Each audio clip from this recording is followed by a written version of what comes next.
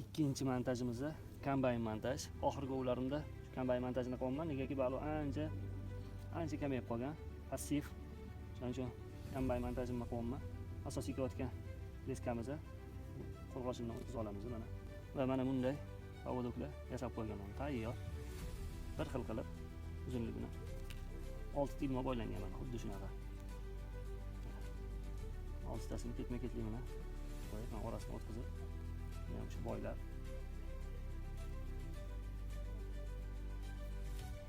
Baliqchilar ham ancha kamayib qopti. Yallama taraflarda hech kim yo'q. Mehnat taraflarda bor odam. Mana qadrdonlar. Hech narsa kerak emas bu yerga boshqa. Qo'rg'oshin va 6 ta bir xil uzunlikda boylangan. Mana bunday ilmolar. Mana bunga hozir mamaligamizni joylashtirib chiqamiz. Mana qurt shaklida. Ozgina vaqt oladi, lekin ancha bilasizlar buni effekt beradi. To'g'ri, sport yo'nalishida bo'lgan baliqchilarga sal bu holat g'ashiga tegadi ko'pchilikni. Shaxsan o'zimga ham to'g'risi bunaqa ko'p kurcho'la boylab olib ushlash holatlari yoqmaydi o'zimga ham shaxsan.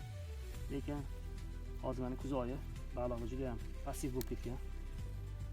Buni hozir chaqirib olib obdon boqib olganimizdan keyin albatta bu yerga boshqa bittalik kurcho qo'yib chiroyli holatda tutishga harakat qilamiz.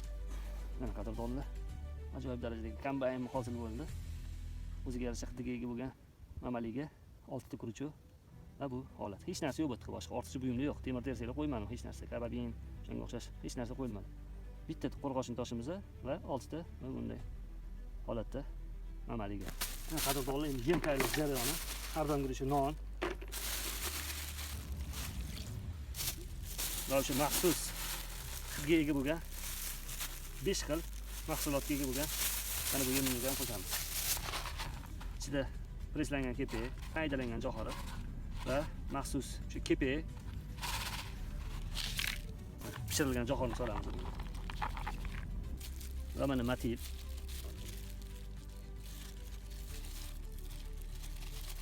Va bunga pishirilgan perlovka. Va nihoyat oxirida ozgina aparish va maxsus sim qurtidan qo'shib olamiz, ozgina.